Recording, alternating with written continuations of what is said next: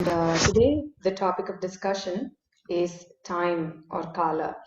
Is there any questions from the previous three classes that we have had and the topics that we have discussed? First was the introduction to Bhagavad Gita. Second was jiva. Second was karma, which is actions and hence reactions based on our actions. And third that we discussed yesterday was jiva, which is the soul.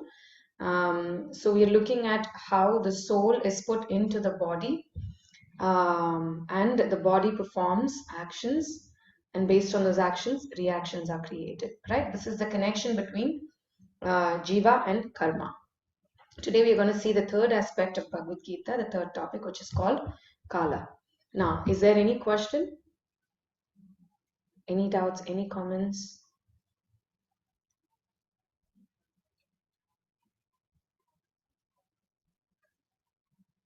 All right. So let's go straight into the presentation for the day. Good morning, Jayant, Hare Krishna, Sanjana.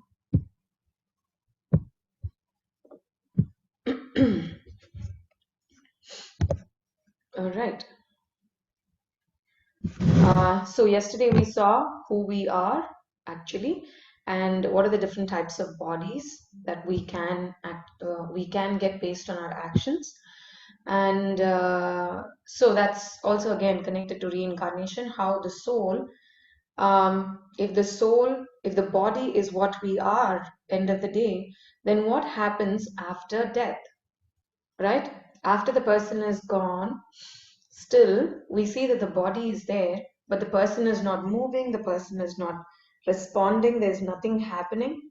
So the question was, if the body was everything, why is it that the body is not moving anymore? So there's something else, just like how a person sitting inside the car is driving the car, and so of course the car runs because there's engine, there's petrol, and there are different other gadgets which help the car to run.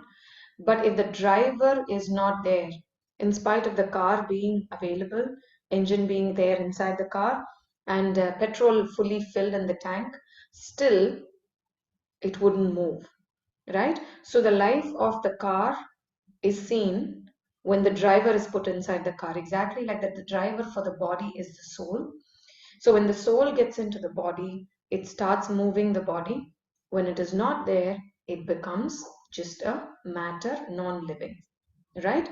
And hence reincarnation can also be understood based on this particular concept, where we can't see everything. First point is, we can't see everything as matter, right? To say that, oh, I can see the body, if I can't see the soul, how can I believe? Everything can't be seen. Yeah, we looked at that point yesterday, because there's intelligence, there's the mind. We say that somebody is intelligent, but we only feel the intelligence. We can actually look at someone and say, like some of you gave examples of IQ tests, and someone who is talking, someone who's performing, someone who's getting an award. Then we say, wow, this person is just super intelligent. And we see some creative intelligence. We say, oh my God, look at that creativity in them, right?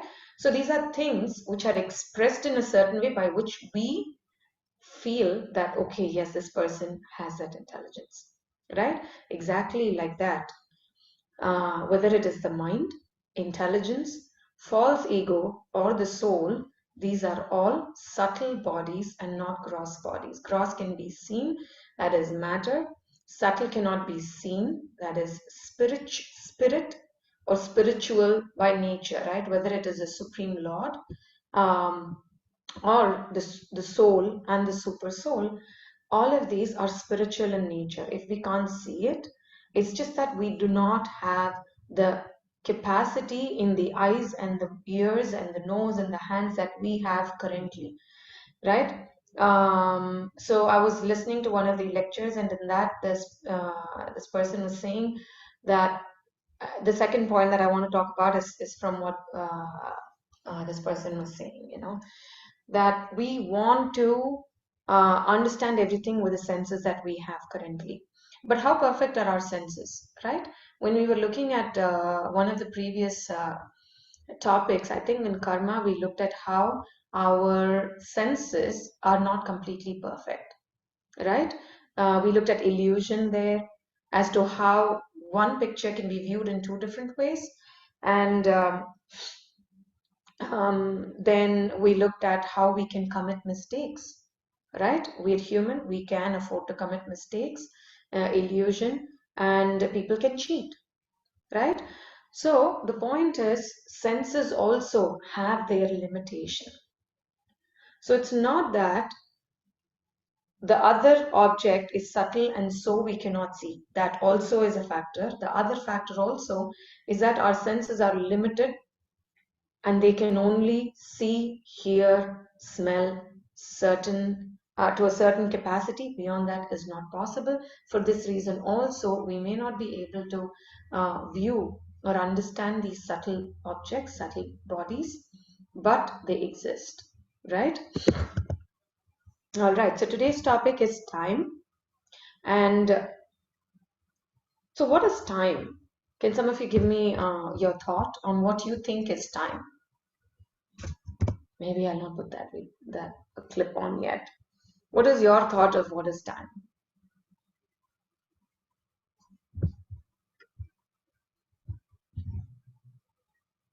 It's a difficult thing to define, right? What's time? Time is time. You know, when I see the clock, I see time. Good one, Sanjana. Time flies. Okay. Can I have definition of time? What do you mean by time? What is time to you? To Sanjana, time flies.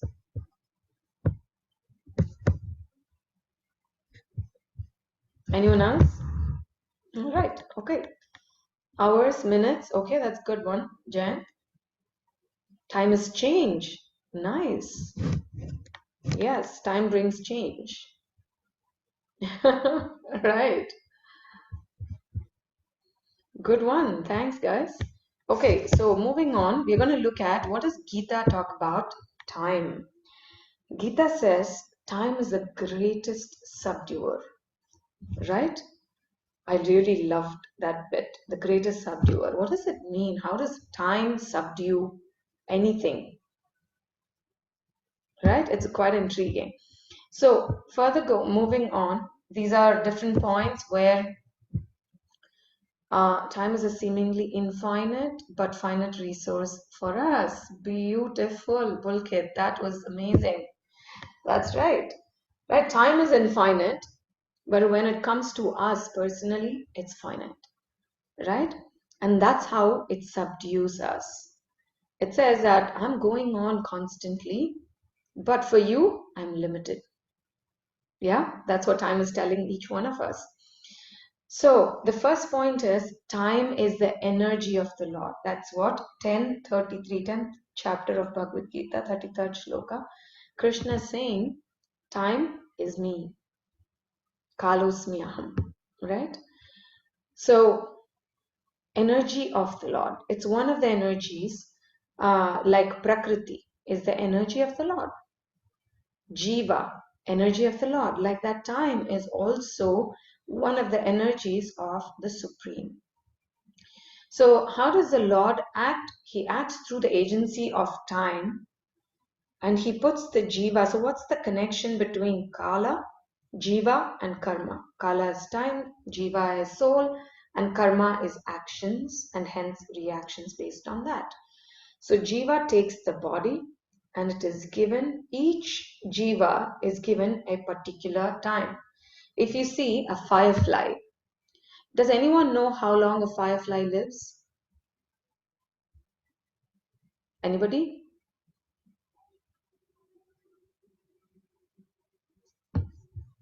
Have you seen a firefly? Anyone? Few minutes, a few seconds. Yes, it just lives one evening. It's born that evening and it dies by the night. Right? So to us, we feel like, wow, is that all its time is? It's very surprising. Right? And within that, the firefly feels like, wow, I have so much time. It is born, it reproduces new eggs or whatever, and then it dies. Then the next day, new ones are created, right? So it doesn't live for long. Similarly, there's another, I'm not sure what we call it in English. In Tamil, we call it Isal. We see this in India when it is just going to rain. We see these little ant-like things with wings on them, very transparent wings. They just live that one day or one half of the day, right? You'll see them come into the house probably around just before the rain starts. Then 1-2 hours down the line, all of them will drop their wings. Then they'll be walking for some time, and then they'll just die. So the next morning, if you see, the entire, like I remember in my house where I was living in South India, I'd see, there is a rains and we will see this flying around the previous evening. Next morning, we won't even think, loads of it. I would see my servant just wash it out. Acha, it's called winged white ant. Thank you. Thank you, Haridas. So check out this winged white ant, right? It'll walk on its own and it'll just die. Right? But for that ant, it feels like, wow, I've lived an entire lifetime. So time is not the same as it is limited for you and me, is it for others as well? And similarly, within human beings also, we all live for different lifetimes, isn't it? Different times, isn't it? Like, some, as soon as a child is born, like I know one of my friends, she gave birth to a child, and unfortunately, the child lived only for 3 minutes after the child was born. Right? But of course, the doctors asked her not to have the child because the child had a lot of complications. And they did tell her that even if the child lived, she would have a tough time taking care of the child because there were multiple problems with heart and lungs and legs and hands and the tongue and everything. But she said, I'm not going to abort this child because there's karma, you know. So it is said that when someone aborts a child, this is from the scripture, when someone aborts a child, then they are put into the womb of a mother in the next birth, aborted again, and then put into another mother's womb. So she said, I know this, so I'm not going to do anything knowingly. So she carried the child, and so that child had only few minutes to live, right? We all think that we're going to live forever, but within us, deep inside us, we know that's not true. Then the question is, does anyone here know how long you are going to live? Anybody? Can I have a yes or no for this? Anyone here who knows how long you have to live? Okay. Nobody? At least one of you? No, we don't know. Thank you. Right? So if we don't know how long we're going to live, how are we taking this time for granted? Right? So when we compare our lifetime with the life of that white-winged ant or a firefly, it seems like, wow, I have eternity to live, right? Because it lives one evening. Look at that. We don't even value that one evening. We just sometimes watching, some people say, I just love binge watching. That one evening when the firefly lived, this person would have just binge watched a serial, a few episodes of it, and finished it entirely, 41 episodes. I just finished it in no time, right? But the firefly lived that evening. Exactly like that, when we move up in the scale, we talk about we live in the Bhuloka, then there is Swarga, right? I'm not sure how many of you have heard this mantra, but generally they chant this mantra when the Yajna goes on, Bhur Bhuvaswaha Tat Saviturvarenyam, right? Gayatri mantra. So then Bhur means Bhuloka, Bhuvaha is Bhuvarloka, Swa is Swargaloka, right? So these are different lokas. There are 7 upper planetary systems, 7 lower planetary systems. We are right in the middle on the higher planets, okay? That's the first on the higher planetary systems, and then it goes on till Brahmaloka. This is what the scriptures explain of the 14 planetary systems. So as we move higher, 6 months of ours is 1 day of the demigods. Hear me out very carefully. I'm explaining all of this as to how the Lord acts through the agency of time in this material world. So hear out carefully, yeah? So then all these 14 planetary systems, whether it is the higher Bhur, Bhuva, Swa, then there is up to Satyaloka, I'm forgetting in between. There are rishis who live in a loka. So like that, there are 7 higher planetary systems. And when we go below, there is Atala, Vitala, Sutala, Talatala, Rasatala, Patala. Like that, there are 7 lower planetary systems. So what happens is, time is very different in all of these. Okay, just like how I said, 6 months of us is 1 day of the demigods who live in the Swarga Loka. So Bhuvar Loka is where the ghosts and all of them, subtle bodies, that's where they live, right above us. And then comes Swarga Loka, right? And then so Bhur Bhuva Swarga, and then there is Jana Loka, then there is Tapa Loka, Mahar Loka, and Satya Loka. Satya is the highest, which is the Brahma's Loka. So when it reaches the highest planet, Brahma lives for, so let me go back and then come here to this one again, okay? Let's understand what does it mean for us to live here, okay? Right now we are in this age, the 4th Iron Age, which is Kali Yuga. We have 432,000 years totally in Kali Yuga, which we are living right now. Out of this 432,000 years, only 5,000 years are over. Okay, 5,000. So we still have another 427,000 years to go in Kali Yuga. And it is said that so this is the last of the Chatur Yuga cycle. It's called a Chatur Yuga, which means Char Yuga, 4 yugas which come together. And out of that, the first one is Satya, where people live for 1,768,000 years. Next is Treta Yuga. These yugas sometimes they overlap each other, right? And so in Treta Yuga, they live for 1,296,000 years. This is 864,000. And here this comes down to 432,000. Okay. Now, in all these yugas, the 4 pillars which remain in Satya Yuga, which is austerity, cleanliness, mercy, and truthfulness, is fully present in Satya Yuga. When it comes to Treta, 1 pillar falls. Here 2 pillars fall. Here 3 pillars fall. Kali Yuga stands on only 1 pillar, which is truthfulness. Unfortunately, it is very surprising that it is even standing on truthfulness, because we don't see truthfulness much in this world, right? Whether it is in relationships or in business or anything that we do in this world, we're so worried if the person is really true to us, right?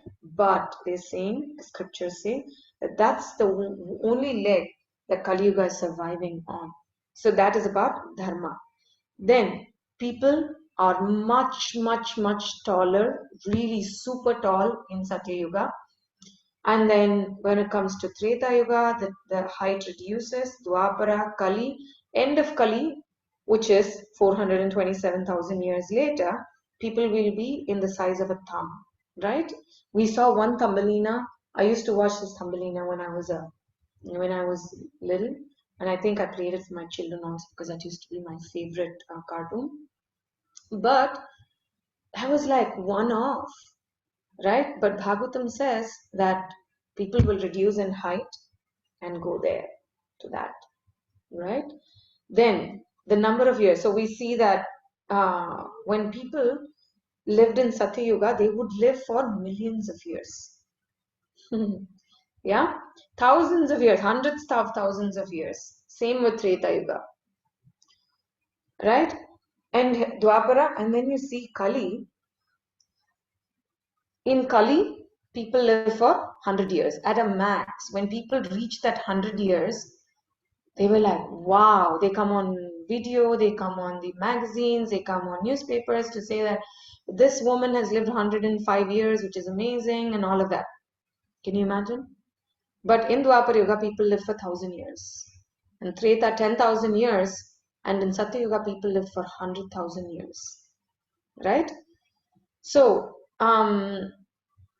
when we see all of this, we understand how this Chatur Yuga, as part of time, even within this place that we are living in, time is different. People who live different time zones.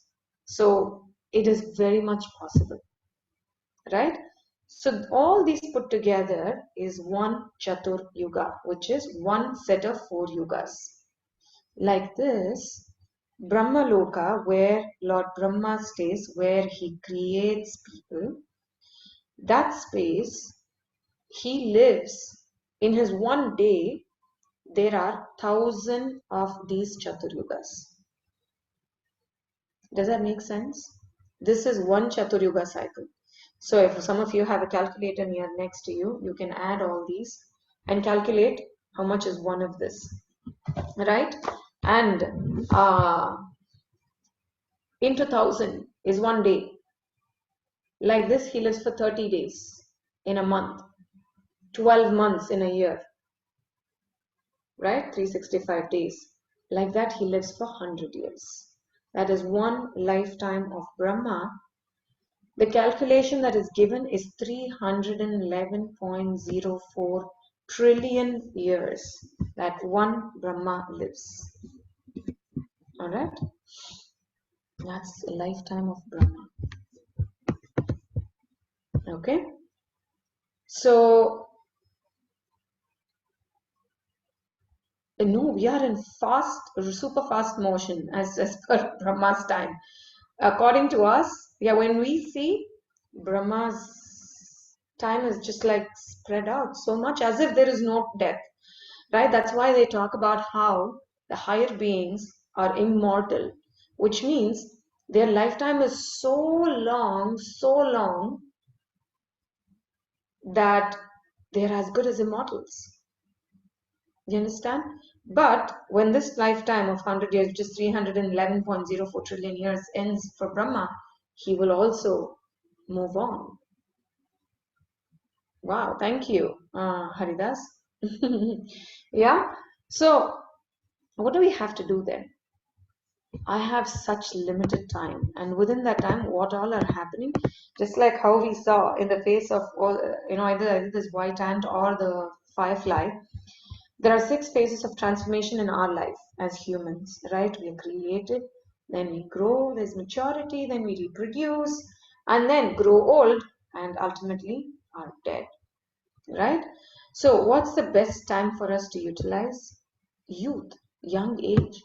When we have the youth, it is not for self-destruction. It is for, just like how a flower, when it is just bloomed fresh, is the best to be offered to anyone, right? Would anybody imagine a guy who wants to go propose to a girl on a Valentine's Day or any time? What would he take? A wilted flower? No, something which is just bloomed. It looks. Why do they do that? Right? It might sound a little cringy anymore. Like, what? Giving flower? No, who does that? Right? But why do people do that? It changes the thought, the mood of a person. When you see that freshly bloomed flower, believe me, it just changes the entire feel. Like, this is so beautiful. The moment the mind changes its emotions, right? Exactly like that. The fresh age, when we are just bloomed, is the youthhood.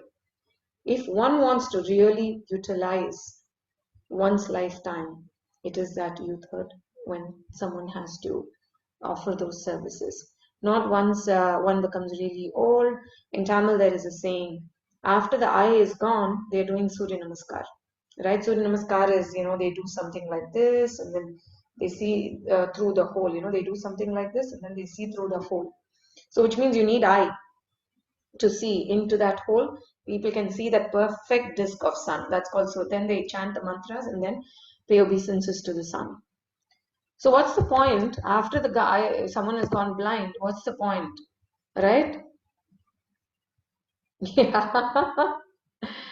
Okay, Durga, I didn't know you were Tamil. Yeah. Kan kettapra Surya Namaskaram, right?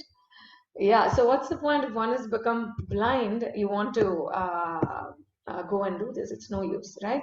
So utilize it when you can actually walk, when you can actually talk. Go out there, know more, hear more, hear the right things, right? Look at the right things. All right. So this is one of the verses from Bhagavad Gita where Krishna is saying, can one of you read just this translation?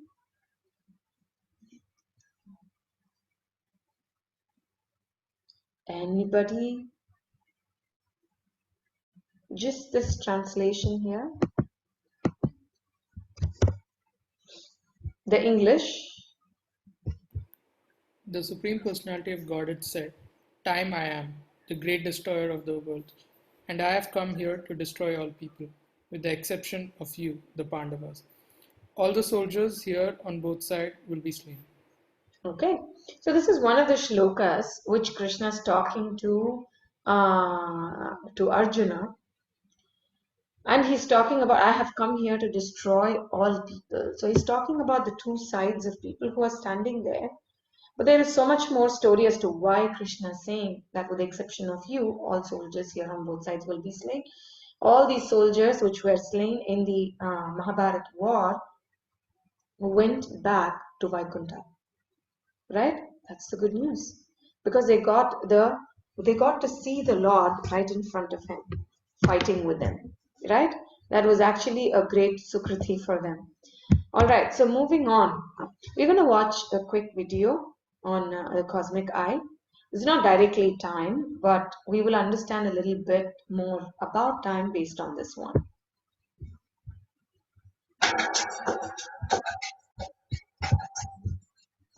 Sorry, just give me 1 minute.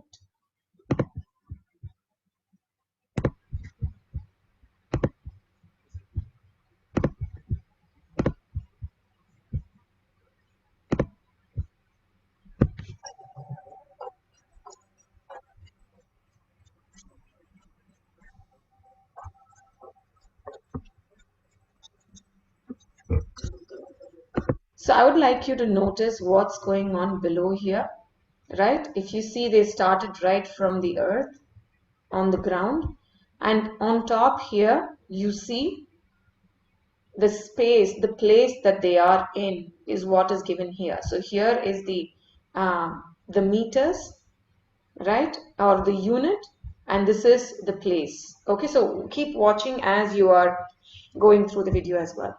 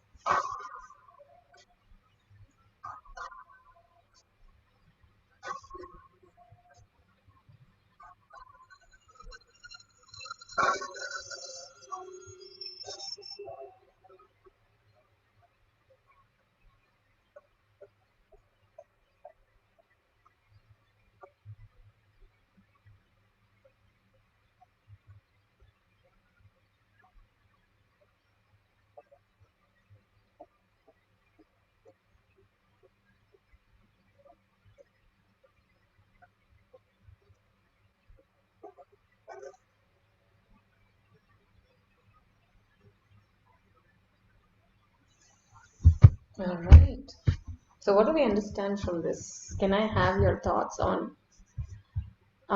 what you get out of watching this video?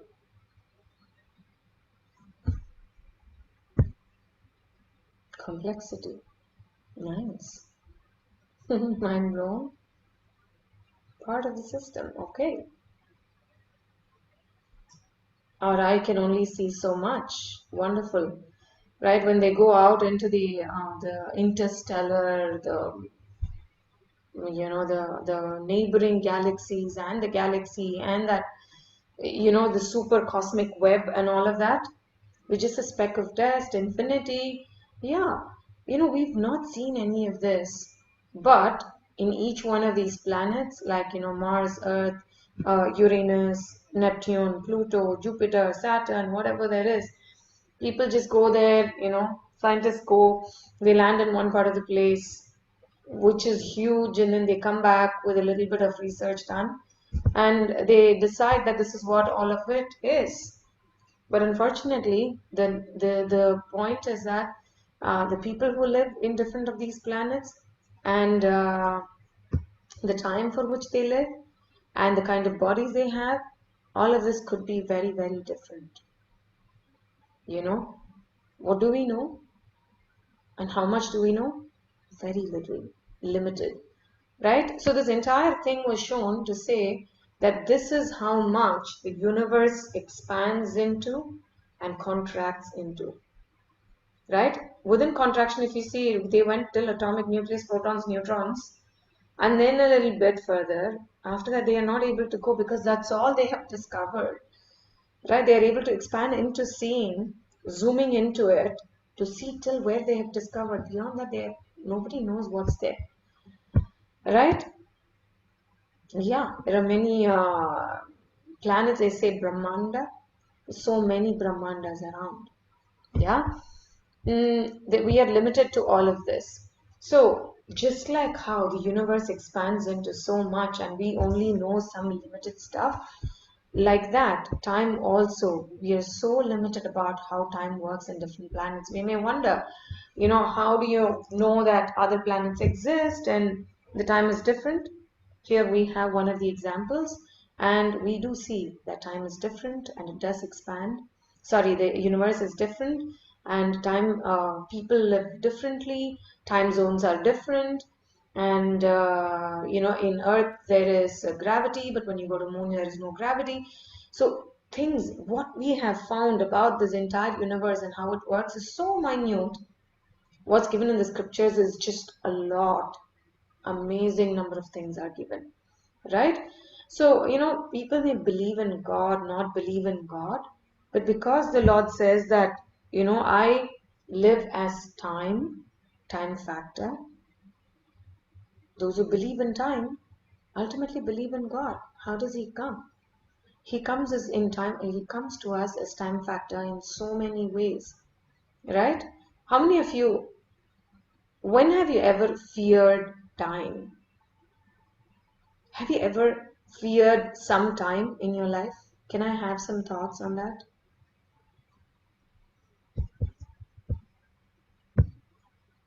Exams. Thank you, Haridas. Yes. So, Payal, when have you feared time? Before submission deadline. Very good, Shraddha. Yes. When else do we? Yes, Payal, you want to say something? Uh, Deadlines, yeah, similar, like at work, submissions, things like that. Right. Very good. When we are overwhelmed by shortage of time. Very good. Yeah. When the When weekend time is is running. getting over, Sorry? when the weekend is getting over. Yes, when the weekend is getting over. Oh my God, what am I going to do? There's an age for everything. Yeah, when we go old, we don't want to grow old, but time just takes us forward, right? We just get old. How many of us want to see, gray hair and, want to feel like being, want to be called auntie suddenly? Oh my God, some child just called me auntie, right? But time has passed. Thinking about future, there's an age for everything. Every weekend we are worried it's getting over. Yes, timer is set. And after we have wasted it, Khushbu, that's beautiful. After we have wasted time also, we feel very bad about time. right? So God is speaking in Bhagavad Gita about time to remind us that it is limited. As Pulkit beautifully put it, time in itself is unlimited, right? And it is part of this material world, okay? It's part of this material world. But what about uh, time in the spiritual world, right? It is said in the scriptures that spiritual world, everything is at present. There is no past and future. So time does not exist in the spiritual world. Time is a part of the material world where the jiva. So just like any other day in school, children are not given a particular time to finish what they have to finish. They say, okay, you've not finished now, go home, finish it as homework and come back, right? But when it comes to an exam, they say, no, at this point, we need to be tested. So you need to be given, you may know answers, but you have to know it and give it in a particular time. Like similarly, deadlines. You may know you have the ability, but I want this done right now. So I will give you a particular time. By today, I need this finished. Right? That's where we end up in that fear, bhayam of time. Right? So it keeps going, yeah. And time is unidirectional. You see? We can't go back, this time bending and all of that people are coming with, time machines and all of that we have seen in the movies. I'm not sure how much it is proven and how many people do get into the time machine, and I mean, we can have sci-fi movies or something like that where the time machine works, somebody goes behind in time and then they change stuff. All of this can be heard, but does someone make it happen actually? That's a big question. Right? So the whole point is we are under the three modes of nature: sattva, rajas, and tamas. Right? So Prakriti is using this to help us direct our life. This is what we're going to see in detail in the next one, which talks about Maya or Prakriti, which is about the material nature. So what do we do? My goodness, I fear time, right? Why do we fear time?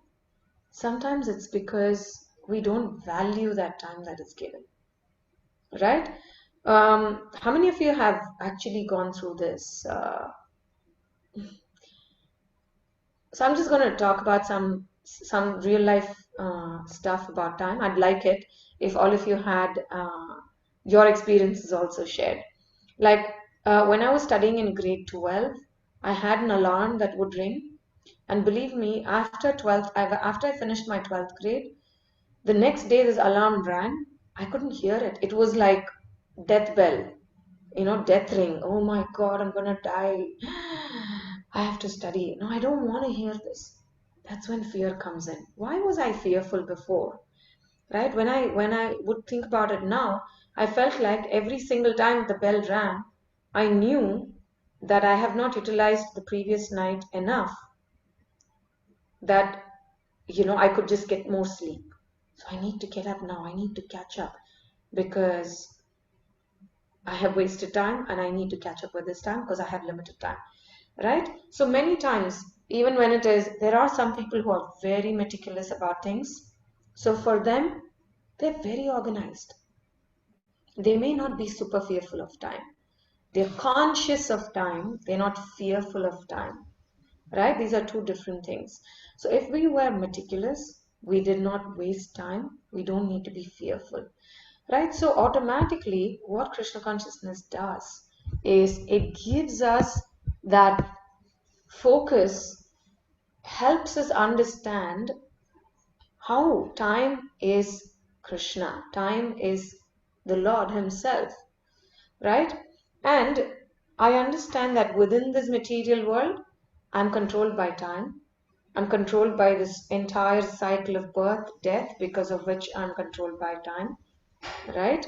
Just like how there are government laws, there's the Lord's laws. If the firefly has to live only for this time, he'll only live for that time, right? If the person has to live only for this time, he'll live only for that time based on his karma, right? So the easiest and the most wonderful thing to do, there's a beautiful story from Bhagavatam about Dhruva Maharaj. He's a little devotee, you know, a 5-year-old child who was a devotee, and he got special benediction from Krishna because he did a very severe austerity. He went through penance, he did, and because of that, he was blessed by the Lord that he will rule the earth for 36,000 years. And after he has ruled, the Lord would send his dutas, his, the messengers, and Dhruva can go back to Vaikuntha. So he agreed and he was ruling, and it was time for him to leave the world. So then he saw that the golden chariot with the Vishnu Dutas came down to take him back. At that time, death personified, in Sanskrit is called Mrityu. Death personified came in front of Dhruva and he said, "You're such a great devotee. Now, when someone goes away, the material body has to be left in this material world." So Mrityu said, "I generally grab the body out of a person who is dying, but to you, I can't touch you. I can't really say anything to you." So he says, "I'm not going to touch you to take away your material body, but if you could put your feet on my head, the first foot of yours, and then the next foot you can put on the chariot to climb on the chariot." So the death personified bends down to Dhruva Maharaj. He puts his first foot on Mrityu's head, and his material body immediately falls, and he gets a spiritual body, by which he had a lot of clarity to see the Vishnu Dutas inside the plane and the entire spiritual planet and higher planetary systems. So you see what happened when he had the material senses, there was not so much clarity. At the same time, because he was a devotee, he was not really thinking and attaching himself to this body, because he understands that it is the soul that he is truly. The body is only the outer covering. The beautiful point that Bhagavad Gita makes for this is Vasamsi Jirnani Yatha Vihaya Navani Grinnati Naroparani. So it says Vasamsi. Vasamsi means Vastra. Vastra is cloth. Jirnani, in Tamil also we say Jirnam. Jirnam means to digest, right? Which is done. What is put inside has been digested completely.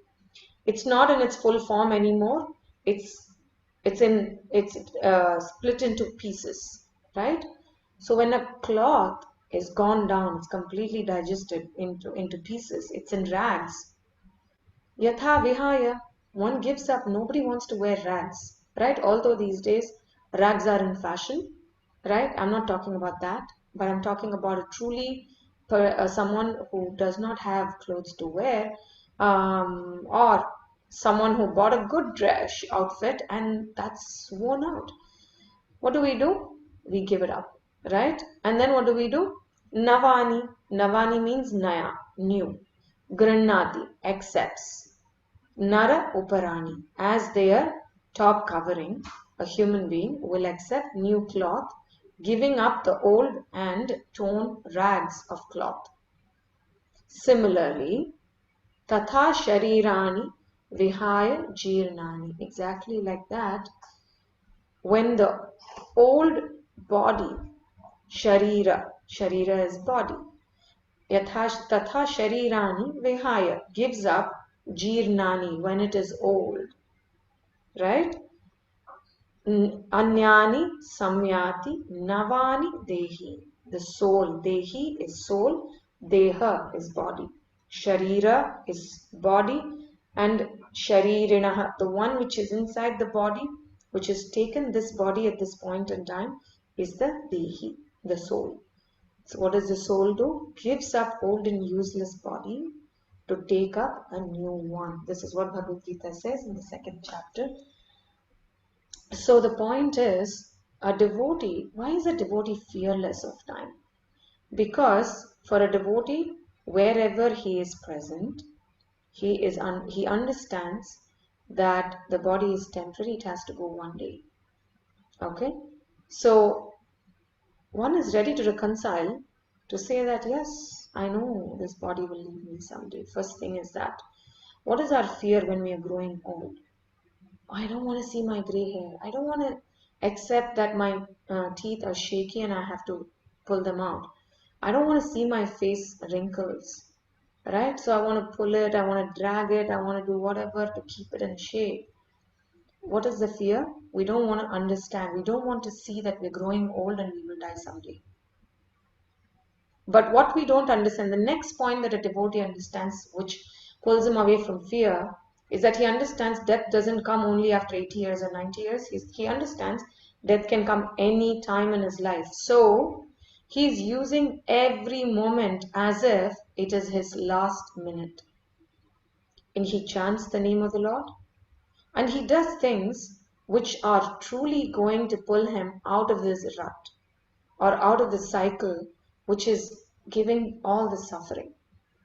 Right? This is also another reason why a devotee is not fearful of time. The next thing is, like yesterday someone mentioned, I think it was Shivani. She said, I feel like now I have someone who's supporting me. I don't feel like I'm alone. I feel like, yes, the Lord is making decisions for me. That's the other factor which gives the devotee a lot of faith and strength and fearlessness that my ultimate Father is taking care of me. I'm sure He knows what He's doing with me and my soul. Right? These are some of the observations, okay, because of which a devotee is fearless. He is ready to accept reality. That's what many of us want to hide from, right? Ostrich puts its head under the ground when danger comes. Yeah? So similarly, we think, I want to put my head under the ground to say that no ways, death is not coming to me. I'm not fearful. Death is never coming to me. Everybody else is dying. So there is a beautiful story from Mahabharata also. I finished with this, where all the brothers of Yudhisthira go to fetch water and they don't come back when Yudhisthira goes himself. So Yudhisthira is one of the Pandava brothers from Mahabharata. He is the eldest. After him, there are 4 more brothers. So they were always called Pancha Pandavas, 5 Pandavas. So Yudhishthira's younger brothers go to fetch water in the forest when they were living there. But unfortunately, none of them return. So when Yudhishthira goes there, he sees that all his 4 brothers are dead and lying down. He's very shocked. He understands that there is nobody born in this world who could kill them. So he's wondering what just happened. This is definitely not the job of somebody very small, very simple. It should be a very powerful person. So then he looks around and then he hears the lake speak to him. So this is a beautiful story called the Lake of Death, right? So somebody is talking and then he's saying that I asked a question to all of your brothers and I told them if they answer my questions, they can drink this water. Without answering my questions, if they drunk, they will die. They didn't listen to me, they drank it and they died. So he says, if you answer all my questions, I will give one of your brothers, I will allow you to drink water, and I will also bring one of your brothers alive. So he says, okay, please go ahead, ask me. So, so it's called a Yaksha Prashna. This entire Leela is called Yaksha Prashna. So Yaksha goes on asking so many questions to Yudhishthira, and Yudhishthira Maharaj explains and answers all of those questions very, very satisfactorily. And then it goes ahead to say that, the Yaksha gives back all of the 4 brothers alive back to Yudhishthira. So there are loads of details there. I'm not getting into it now. So one of the questions that Yaksha asks Yudhishthira is, what is the most amazing thing in this world? Right? At that time, Yudhishthira Maharaj is giving a beautiful answer. He's saying, Ahani ahani bhutani gachanti yamalayam seshaha sthavaram icchanti kim ashcharyam ataf param. So he's saying, Ahani ahani bhutani. At every single step, moment, bhutani, the living entities, gachanti, they're going away. Where? Yama alayam. They're going to the temple of Yama. Right? Yamaraj. Every moment people are dying. That's what he's trying to say here. First half of the verse. In the second half he says, Seshaha. Seshaha means those who, the rest of them, who remain alive in this world, Seshaha Sthavaram Ichanti. They think that stha means situated, to be permanently here, right? Sthita in Sanskrit also is to say that situate something there, place something there. Yeah. So Sthavaram also means plants. Okay, plants don't move; they're placed. They're just grounded in one place.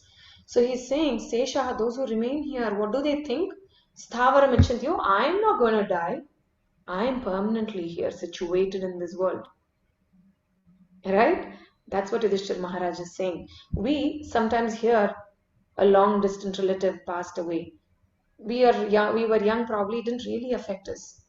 Then in some day we are reading obituary column in the newspaper, or we see some one of our friends, some close people passed away, or something like that. Then we hear it, we feel sad a little bit for that moment, and then we go ahead and grow. We see people who are very close to us in our lives, they die, right? We look at that also. Still, that seriousness is not awakened in our life. We're still thinking that, wow, I'm going to live forever. They died, but I am here forever. Seshaha, the remaining who are living here are thinking, wow, they died. This is not going to come to me. We are not really opening our eyes to this. Kim Ashcharya Matav Param, he's saying, what else can be more amazing than this? Than these wonderful people who are living in ignorance, right? So, what makes a devotee fearless? The fact that he agrees and accepts, and it is coming, for sure it is coming. How do I use what I have in hand instead of just taking it for granted? Yeah, that is the importance of Kala. Thank you very much. I end the class here. Would like to hear questions, doubts, comments, anything that you have heard or researched.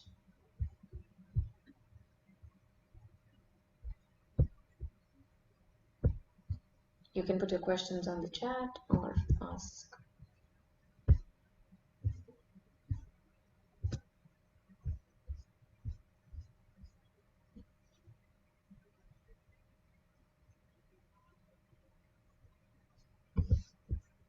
No questions? Thank you, Sanjana. Definitely. Who is iPhone? Can I hear you? Where do you live? What do you do? Purnima. Okay, is it Purnima Shingarpare? I'm not sure which Purnima is. Okay, all right. When we are born, is our time of death already ascertained?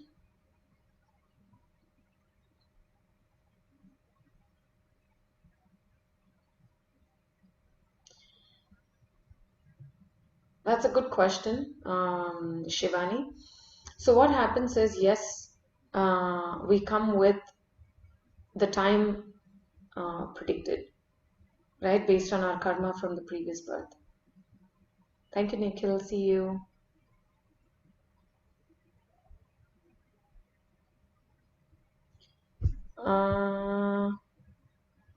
Okay, just 1 minute. I have a slide.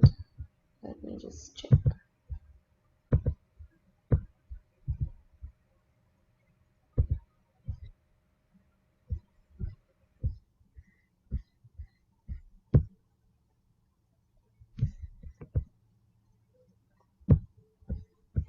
I'm just going to quickly share the screen. Okay, 1 minute. Before that, yeah, let me finish Shivani's question. Okay, so what happens is, Shivani, there is something called Prarabdha Karma, which is the body that I have got and the family that I'm born in, where I'm put, the amount of wealth that I will earn, and the final breath. All of this is decided quite a lot when we are born, right? Based on the karma that we have done, right? Yes, so it is quite a bit decided, right? Depends on karma, but would be Would that be karma from this birth or from past births? No, this birth, how long we live, is already decided from our past birth. And we only make reality happen for our future births by the actions that we perform right now. Does that make sense, Shivani? Yes, Mataji, it makes sense. Thank you. Okay, thank you.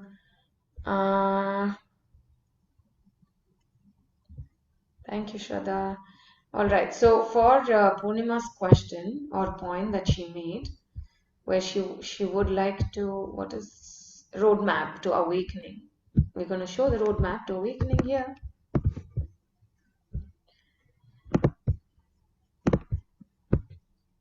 So look at this.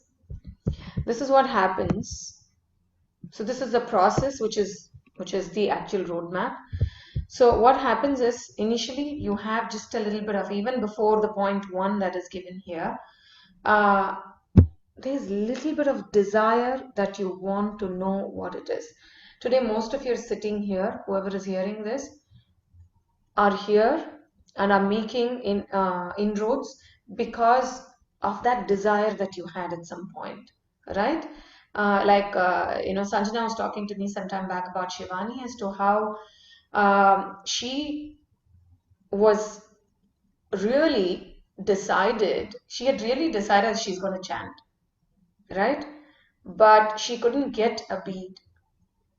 She didn't give up. She somehow ensured that she's going to go here, there, check with people, check online, but buy it and just do it in that. Right? This is intense desire. This is intense desire. Imagine a child is putting so much effort to connect with a parent. Oh my God, will the parent not be extremely happy? Just the desire shown. You know, Dad, it is your birthday. I bought a cake for you. I bought a gift for you. And I was talking about you to my friends.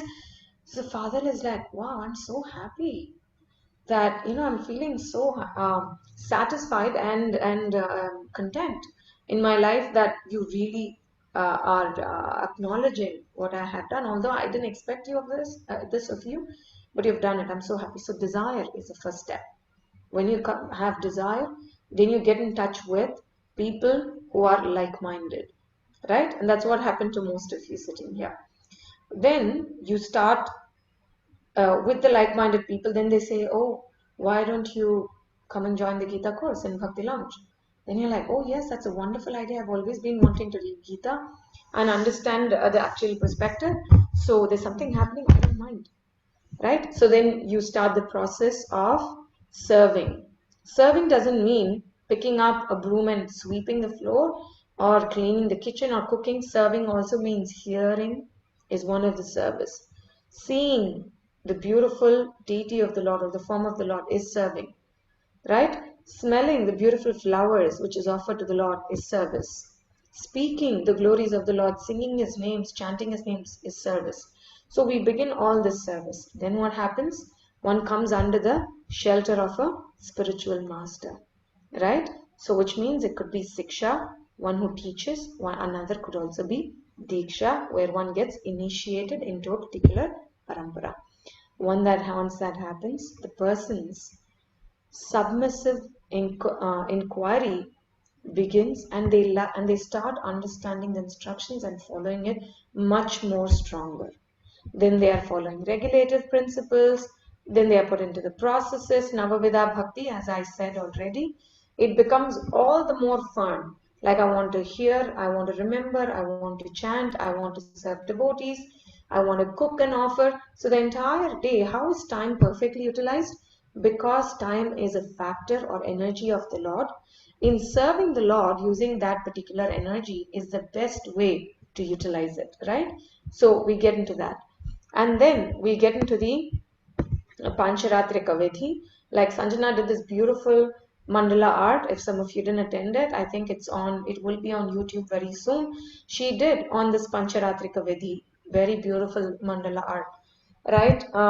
So she talks about one of them. She talks about the Pancharatrika Vidhi, where one could stay in the dham, one can chant the names of the Lord, one can do deity service and all of this, right? And then following the practice of devotional service, one ultimately achieves devotional life. right? Which is complete surrender to the Lord. This could be one of the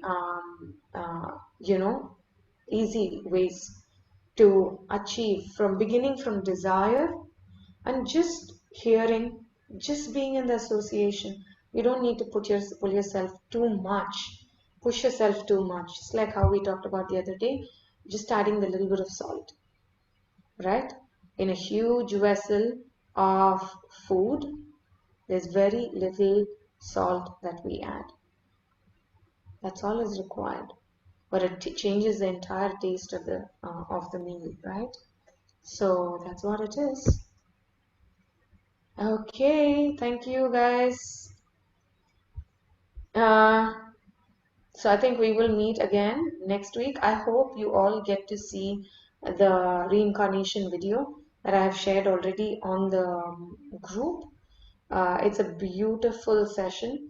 Maybe the audio is not very clear. Please use an external speaker or something to make it get some more clarity.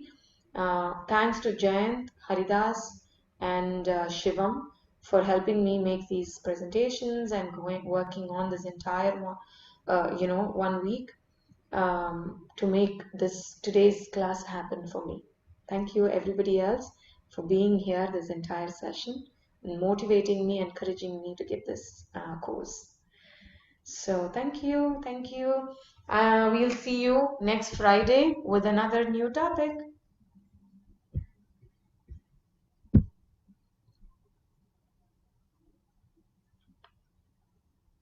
Thank you, Pulkit.